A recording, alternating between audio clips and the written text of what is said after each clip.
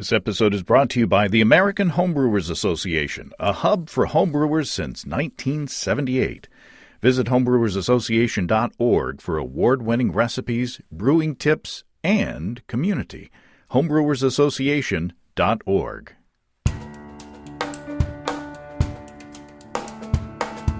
Welcome to Basic Brewing Radio for Thursday, January 30th, 2020. I'm James Spencer. Here at Basic Brewing Radio, we're all about home brewing. This week, Steve Wilkes and I sample my experiment testing the effect of varying hop stand times on our hop sampler recipe.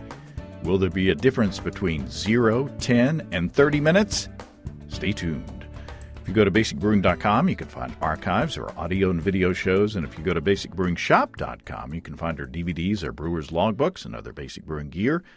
You can follow me on Twitter and Instagram at Basic Brewing and find our show page on Facebook as well. We have a cool Basic Brewing app on iTunes and Amazon.com, and we're found all over the place where fine podcasts are served up. If you want to support us financially, check out patreon.com/basicbrewing, and thanks very much to everybody who's helping out in that way. If you go to patreon.com/basicbrewing, you can see a long list of stuff that you can access if you sign up as a supporter. And financial supporters will see an early release this Friday of our next Basic Brewing video episode. And this one, Steve of stevesbrewshop.com, by the way, brews up an experiment testing the effect of two different yeasts on a nice smoked pale ale recipe. He used a Belgian yeast and an English yeast, from our friends at Imperial, by the way. Was I able to detect which was which? Tune into that and see as well.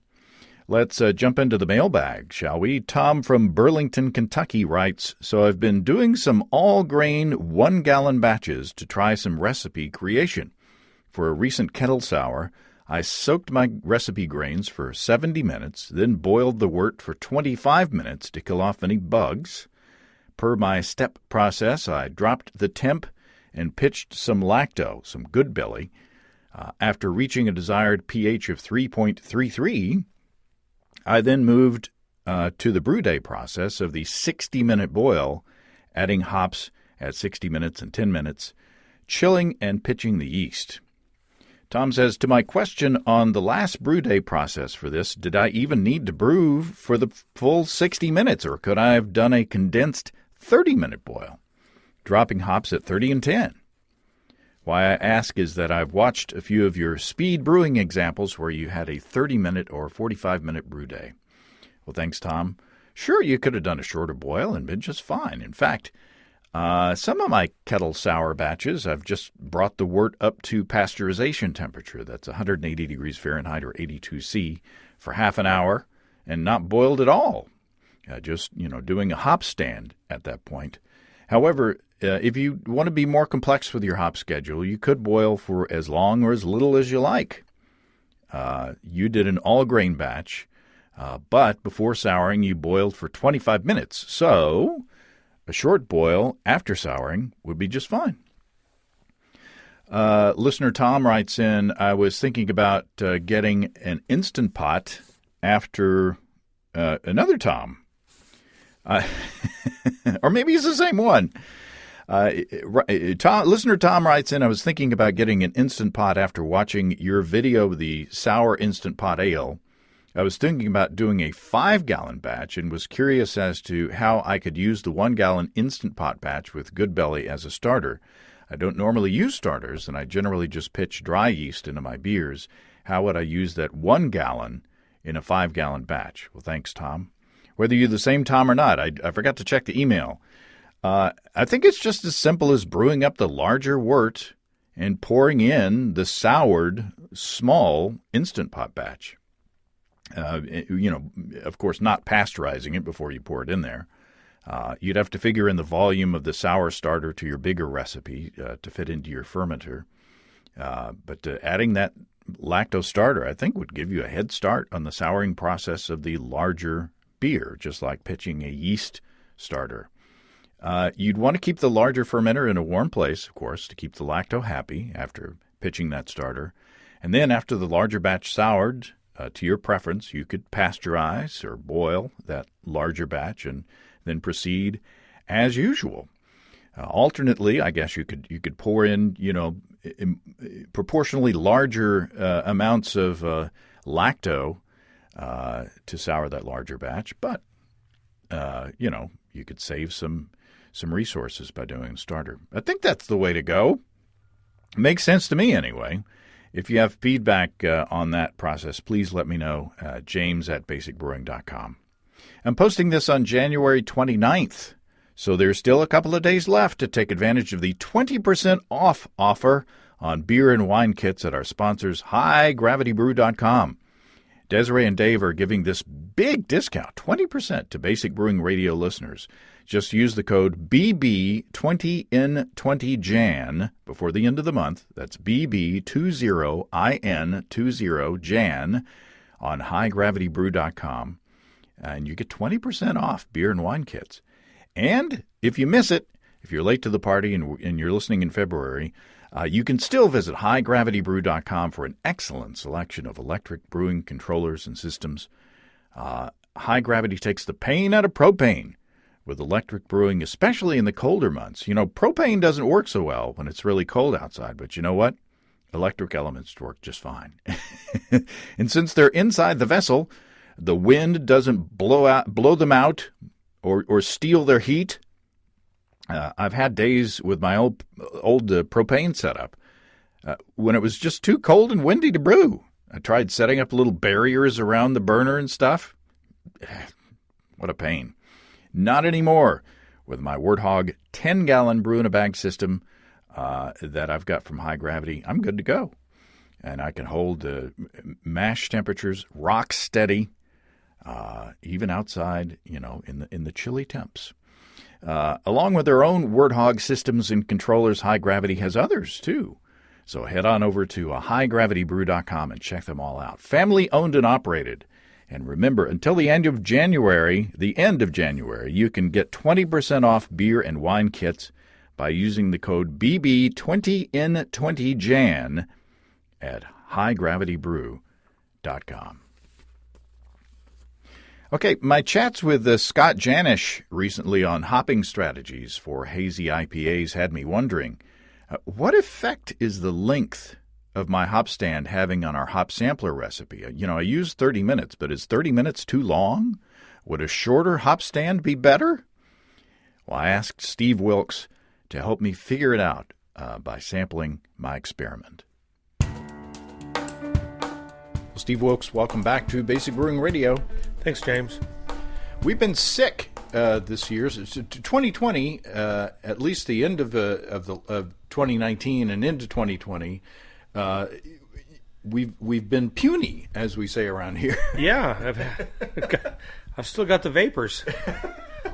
Well, hope it's not consumption. Well, I hope it's not consumption either. But we haven't gotten together in a while, and it's because for Christmas, my wife and I got sick. And that's not the gift it's the gift you can't return, but you want to. Right, exactly. And then you and your wife got sick after that, and you had it hanging on for a while. Well, I don't know what's going on, but I sure wish it would go on. I'm still funny. Well, you look great. You look marvelous. Well, I look great. You look Thank you. Thank you. Wow. Let's hope that you get to feeling better soon. Well, I hope so. Now, what I've got here, I had a conversation with Scott Janish, the author of The New IPA, A Scientific Guide to Hop Aroma and Flavor. And we talked about adding hops on the hot side and adding hops on the cool side and dry hopping and part of what we talked about, or part of what he said, was that it doesn't take long for the hop compounds to come out in a hot wort. So there's at some point maybe there's a diminishing point of return. On does it make any sense to do hop stands any longer? And so I decided to design an experiment. We do this hop sampler. Yep. And I kind of arbitrarily picked 30 minutes as the hop stand time. for no reason. Just, I thought 30 minutes would be enough to extract the good stuff. So I thought, is that necessary? What am I getting out of 30 minutes that I might just as well get, out of just flame out or 10 minutes. So I designed this experiment. I'm interested in this. I've tasted these beers, and I won't go into what I think about them at the moment. But it really does beg the question. We think that we have to do certain things because we learn them that way. And one of the things that I find really interesting about, our journey as brewers, and then our journey with everybody else that's in the community, is that in some ways we've been unlearning a lot of things, or relearning them, because we're finding out that what we were told or just that we got in our heads that had to be a certain way, we're finding out it doesn't. So this will be interesting today to play with a little bit and see what's going on. Now, we've done similar experiments before. We've done a hop stand temperature test, if you remember. Yeah. We've done a hop addition time test where I think it was with the Casey Letelier. We sat out on the patio and tasted those beers. Yep. Where I added hops at 60 minutes, 30 minutes, and flame out, or something like that. Yeah. So we've kind of danced around this proposition. So I don't think we've done this before. Well, not in this exact format, to be sure. No. So the recipe is I took 3 quarts of water, filtered water, and I added to it 1 pound of light dry malt extract and dissolved that in. And just as it came up to the boil, I added the hops and then shut off the heat. Now, what I did was I just basically split 1 ounce of Cascade. So I've got 9 grams of Cascade added in each of these beers. In one of the beers, I brought the wort just up to the boil, shut off the heat, added 9 grams of Cascade, and then immediately chilled it. Immediately put it into an ice bath, and then pitched 3 grams of USO5. So that's the flame out beer. So there's no sitting in the, other than the time that and I think it takes about 12 minutes to cool down that amount of wort in an ice bath in my sink. Okay. So we have the flame out one. Then the next one, I let the wort or the hops sit in the hot wort for 10 minutes, then chilled and did the same procedure. The next one, I did the standard 30-minute. Okay. So we've got these 3 beers in front of us, and we're doing this blind. We put masking or duct tape over the caps. I had you randomize them. I wasn't looking. You numbered the beers and opened them and turned the caps upside down. So just in case the duct tape was not identical in each one. So we're trying to do this double blind here. Right. So we've got these 3 beers in front of us, labeled 1, 2, and 3, and they are they just look like hop sampler beers. Yeah. Okay, what do you think of beer number 1? To me, of the 3, it's got the brightest, freshest hop character. Although they're very close together, but it has a really light, kind of bright little hop pop that I quite like. It's really bright and fresh tasting. I don't get any kind of dank or dark flavor from it at all. So I'm not ready to go out on a limb and say which one it is for sure, but based on that, I would almost be willing to say that that's the one that received the shortest time. But I don't know that I'm kind of not ready to make that vote yet. But it's just got such a nice, light, bright, almost candy-like. Yeah, that's the adjective that I was about to say is candy. It does taste like candy. All 3 of these beers are fairly balanced as far as bitterness and malt character, but this one has.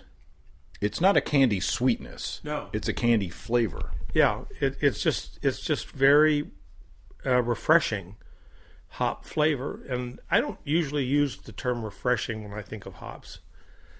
I don't know why, but I don't. But this is actually very refreshing, almost like like a Sprite in a way. Kind of. It's just light and easy. There's more mouthfeel in the than a Sprite, I think. But well, yeah. No, I didn't mean it tasted like a Sprite. I meant the flavor was reminiscent of a Sprite. It's kind of lemon lime. A little lemon lime-y and just very very light and refreshing in the way that a Sprite. Plugging Sprite here. Don't mean to be, but I'm trying to find an analogy that everybody I think can kind of taste what a Sprite tastes like. Right. Or a 7-Up. It's just kind of that real light. Yeah. Yeah, I agree. It's very. Now the question is, I mean, it's very hop flavory, but we don't know.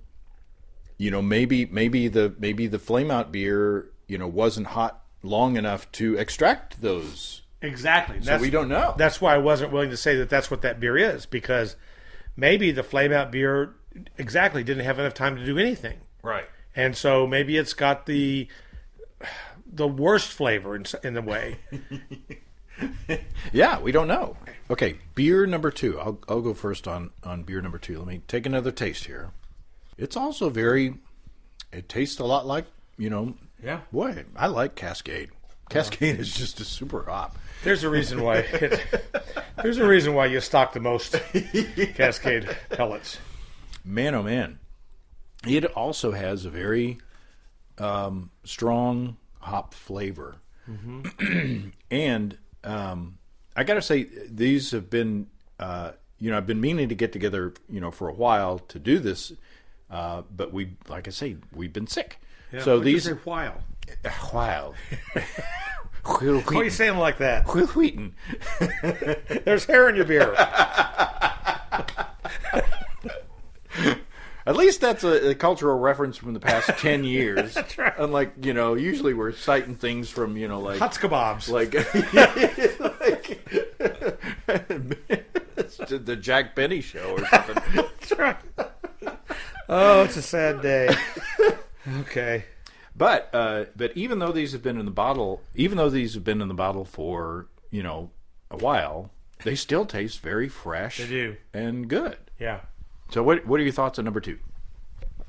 I think it tastes a lot like number 1, except I still think number 1 has a little bit brighter, a little bit, dare I say it, sunnier disposition.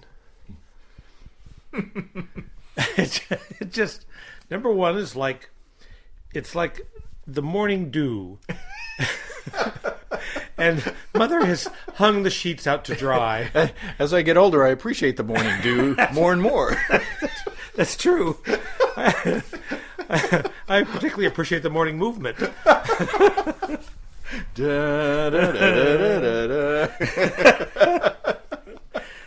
But if number 1 is the fresh morning dew, this is like 11 o'clock in the morning. The dew is starting to. The sun's coming up now. But you're still optimistic. I'm still optimistic. The day hasn't crushed me yet with taxes and work and bills under the thumb of the man. That's right. I'm still fresh. Do you ever feel not fresh? Well, I wouldn't tell you. There's some products for that. Okay, number 3. Okay. I'm moving. Speaking of movement, I'm moving on to number 3. That's nice too. It's in the same family. Oh yeah, for sure. But it actually has a longer finish. Mm-hmm. It actually, in some ways, tastes like the most finished beer. Mm-hmm. Mm-hmm. Yeah, it's better balanced to me. Yeah. It's not kind of I don't want to say novelty beer, but you know what I'm saying. I know exactly, It's more like a regular beer, mm-hmm. a more traditional beer. The hop character is still there, and it's nice. The citrus components are nice, but it's not that candy kind of character. It feels like it's more in balance with itself. Mm-hmm. So there's a little bit of bitter backbone to balance with the sweetness, but there's still some sweetness. And I'm talking about hop sweetness, not sugar or malt sweetness. I'm talking about the perceived sweetness from the hops. And it finishes long. I like the flavor of this quite well. It's a little bit more of a grown-up flavor. Mm-hmm. Yeah. And I don't know. Now I'm this is interesting. I don't think we're deceiving ourselves here. No, I don't think so. They're different, but they're not a lot different. You kind of have to pay attention. And if we were, on a windy day in a car with no springs, we couldn't tell the difference. But but we're not. So but okay, I'm going back to taste number one. Yeah, I think by chance, I think we've lined these things up to where they are progressively less candy-ish. I completely agree. And that's completely by chance. Yep. The beer tastes. All three beers are pleasant to drink. I wouldn't not drink any of these beers if you just handed me one. I like number 3 the best because it tastes the most finished. It has the most complex flavor profile. It has all the characteristics of number 1, being that light, refreshing, candy-like sweetness, but it also has some depth of flavor that number 1 doesn't have. Yeah, the malt shines through. Uh-huh. The malt gets to be, even though it's a light dry malt extract, there's still it's not like an all grain beer. No. But there is a malty character in there that comes through that is hidden by the other 2 beers. And it's interesting because this is such a simple experiment. And we're a couple of simple guys. You can say that again. So, but it is a simple experiment, and yet there is a real difference in these 3 beers. That is real, and so something as simple as just delaying or the length of time that the hops are in contact with that wort does make quite a difference. I'm really surprised how much difference it made in this little short experiment. Yeah, I've been sampling these beers because you make when you make this series, you have 3 6-packs. Yeah. So I've been sampling, but I haven't been sampling them side by side. Right. Which it's really important to do. Yeah. Because they are similar. Mm-hmm. So if you were to drink one after the other, you may not get these differences that we're getting. No, exactly. And to be fair about it too, if there were more variables, meaning you had a more complicated hop bill or grain bill or hop bill, and clearly a more complicated boil structure and all that. I mean, the beer would be completely different. Right. But it is really interesting to see how just a little bit of jinking or juking with a recipe can really make quite a difference in it. Yeah.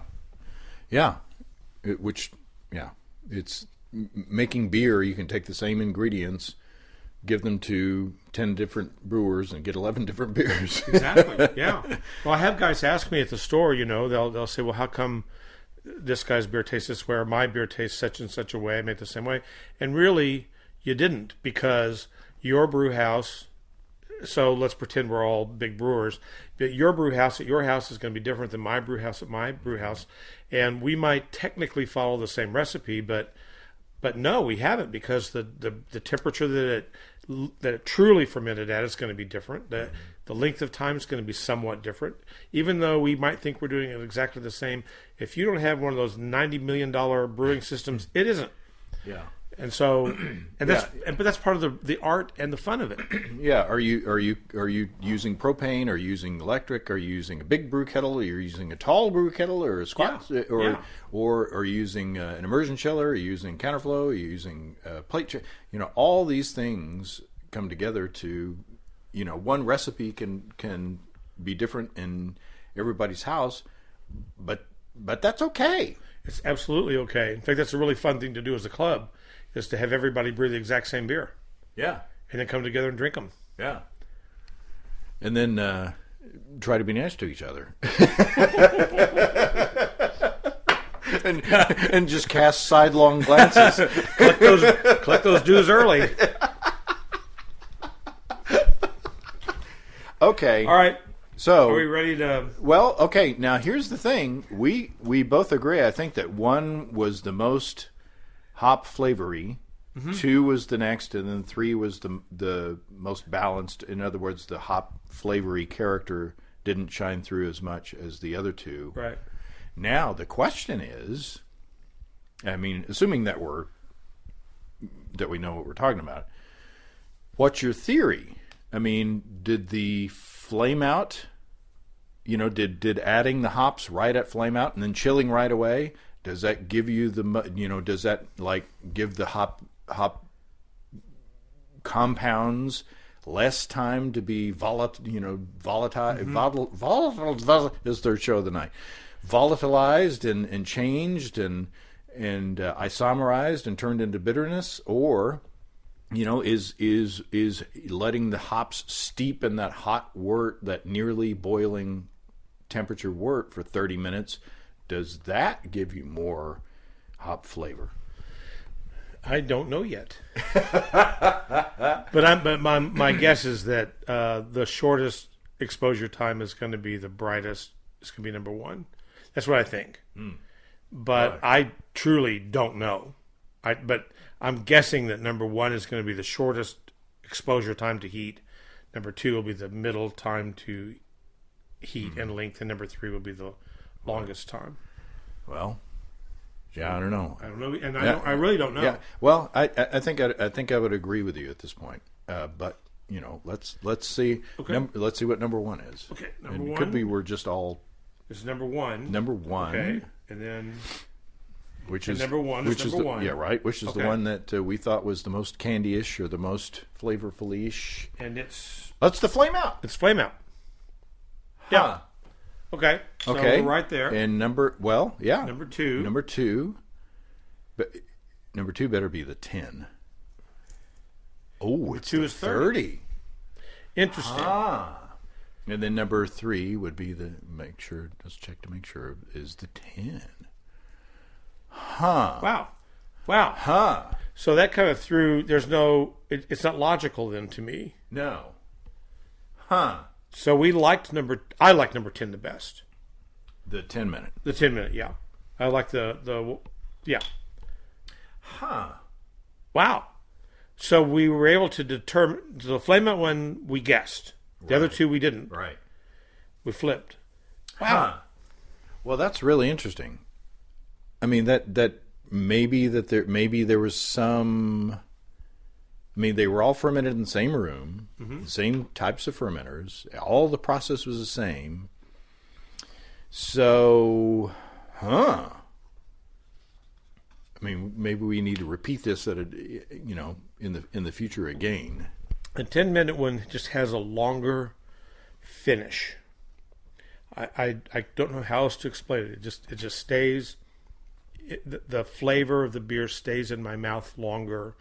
It's a more satisfying flavor, and it's just a more satisfying beer.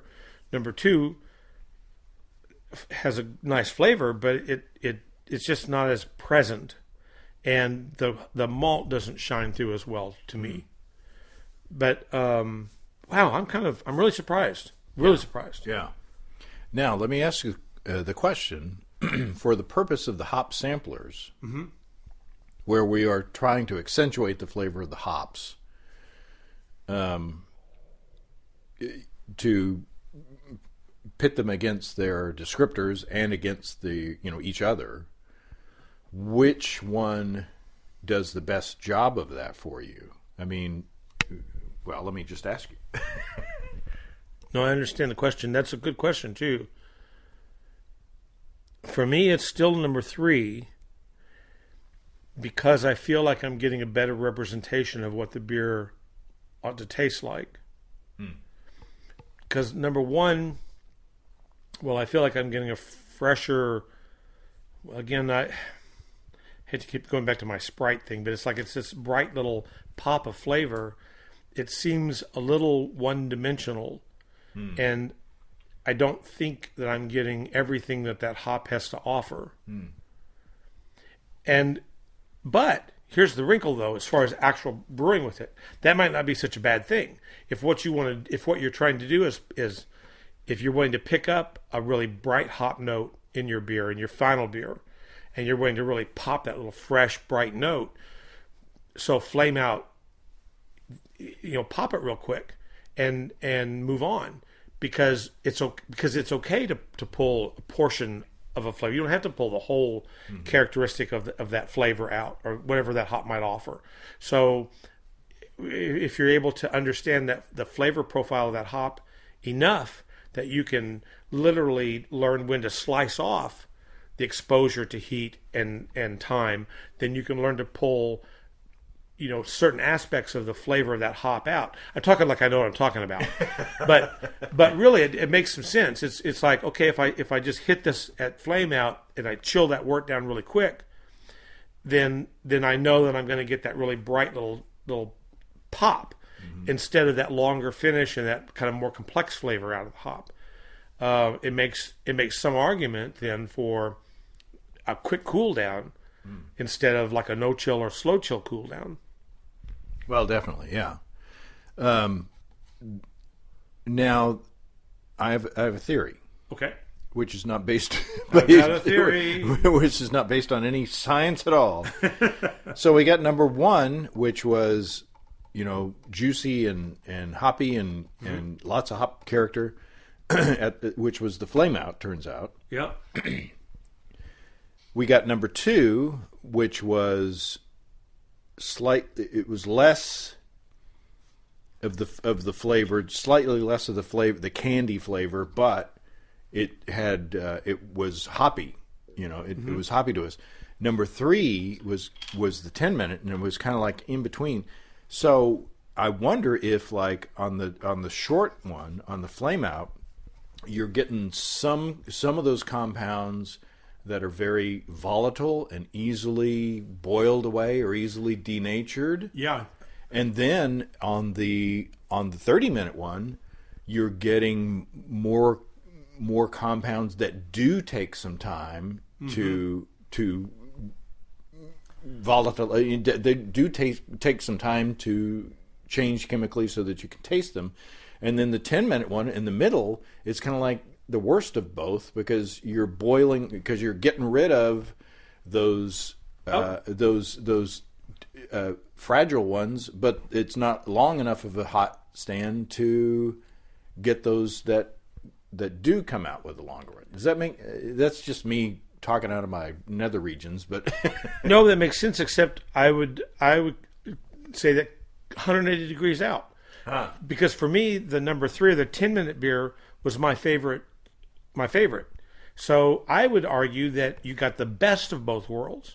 That you still retained a significant amount of those really volatile hop characters, those really volatile oils and flavors, but it was enough length of time that you began to pull a little bit more of those more complex but somewhat harder to get at characteristics, where the longer one you were driving off more of the volatile, really, really light, delicate flavors, and now you're left with just the harder ones to pull. I don't have the vocabulary for it. I know that other people do, but I don't. So for me, the 10-minute exposure beer was the one that I preferred of all three of them. It's the one I would want to drink. That I would want to drink a full one of.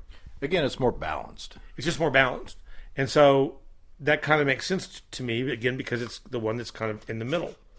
Does number two, it's been boiled, or it's been steeping for 30 minutes, does it taste noticeably more bitter than the other two? Nope, it doesn't. Not to me. It just didn't have quite the... It just didn't have that... we're really splitting hairs on this because they don't taste that far apart.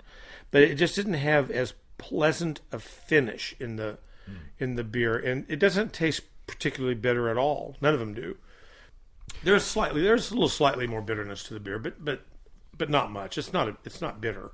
It's certainly no honkin' IPA. Which, by the way, A honkin' IPA? Yeah. We'll save this for another day, maybe. But what the heck makes an IPA anymore? I picked up a can of IPA from some guy the other day, some brewery that I don't know. I don't remember the brewery, but I looked at it. I was just trying to read a little bit about what the beer is going to be. It's 9 IBUs. I'm like, 9, and this is an IPA, 9 IBUs. Was it in German? No, 9 IPAs. IPAs. It would have been no IBUs. 9 IBUs. But and so my thought was, well, why? What makes an IPA an IPA? And I'm starting to think it's the marketing. Call it an IPA, they'll buy it. Surely not. I don't know. Well, it tasted like an IPA, but still.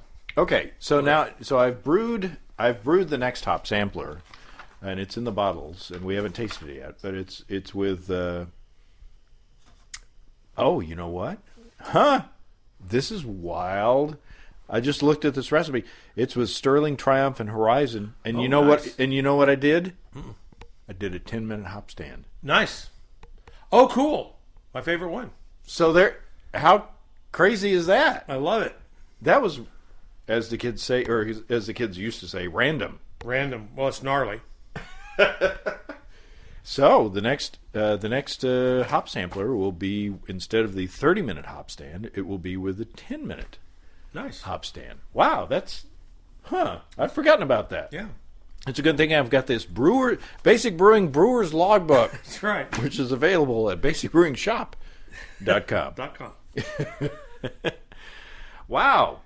Steve Wilkes of stevesbrewshop.com. This has turned out to be, so when we sat down, you were like, oh, I think it's going to be a short show. Yeah.